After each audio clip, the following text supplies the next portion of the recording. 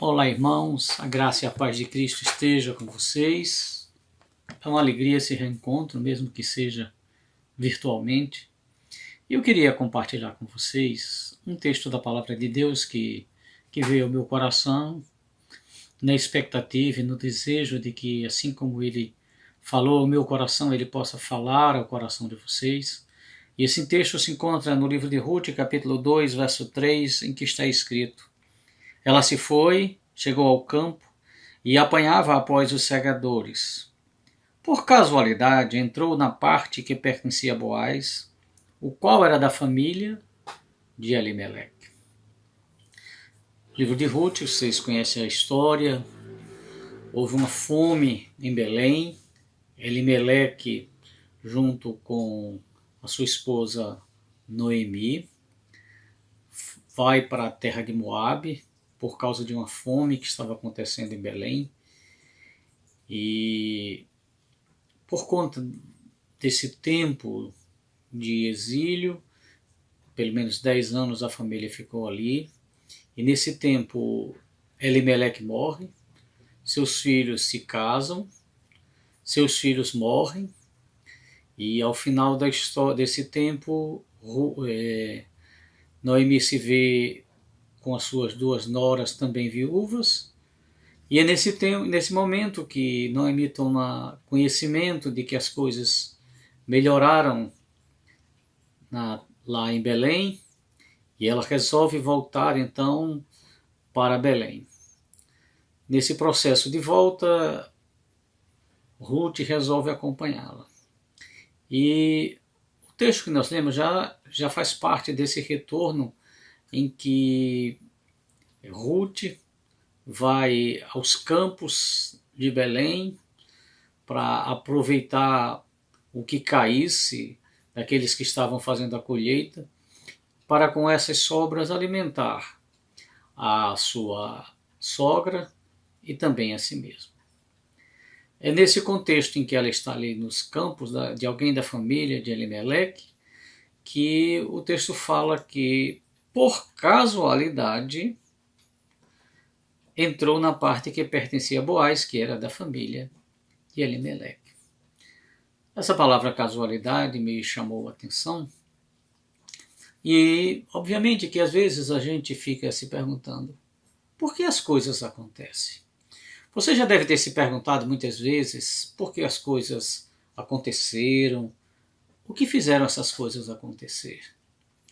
Às vezes eu ficava pensando, como é que eu cheguei até a primeira igreja presbiteriana independente do Natal?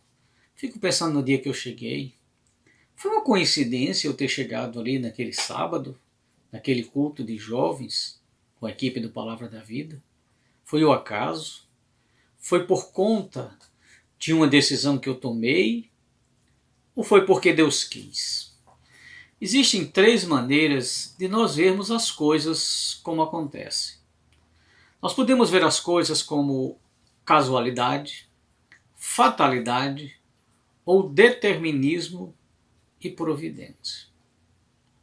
O que significa isso? O que significa quando nós vemos as coisas como casualidade? Nós podemos comparar a casualidade a um barco ao sabor das ondas, em que tudo é fruto do acaso. Acontece, o barco está ao sabor das ondas e as ondas podem levá-lo para um lado, podem levar esse barco para outro lado.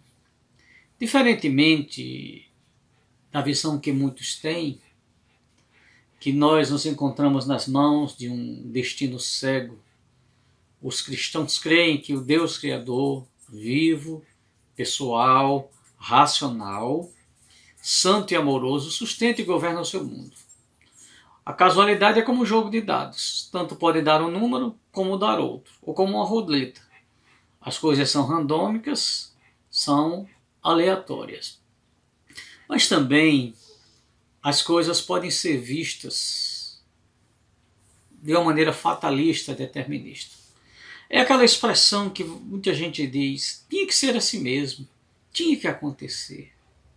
Essa concepção tem a ver com a astrologia, que entre alguns de seus inúmeros postulados afirma: o destino está nas estrelas. A mitologia grega fazia crer que havia 3 espíritos femininos que determinavam a sorte de cada recém-nascido. E esses espíritos eram representados como 3 anciãs que giravam sem controle no céu. A vida é o fatalismo muçulmano. Nada a desejar e nada a recear. Não se abandonar a uma esperança, nem a um desapontamento. Tudo aceitar. O que vem e o que foge com a tranquilidade com que se acolhe às mudanças naturais de dias agrestes e de dias suaves. E nesta placidez deixar este pedaço de matéria organizada que se chama o eu ir-se deteriorando e decompondo, até entrar e se perder no infinito universo. Sobretudo, não ter apetites e, mais que tudo, não ter contrariedades. Esse é um texto que descreve o fatalismo, escrito por Eça de Queiroz no seu livro Os Maias. Mas há uma outra maneira de nós vermos as coisas, de por que as coisas acontecem. E essa explicação é por meio da providência. Nós fazemos as escolhas, Deus corrige a rota. Um teólogo contemporâneo inicia sua discussão sobre a providência de Deus com a seguinte citação. Preste atenção nisso. Quanto mais envelheço, mais creio na providência divina e menos em minhas explicações sobre ela. A providência reconhece tanto a soberania de Deus no mundo, quanto a liberdade do homem de viver de maneira responsável dentro dos limites estabelecidos por Deus. A providência nos diz que Deus está conosco.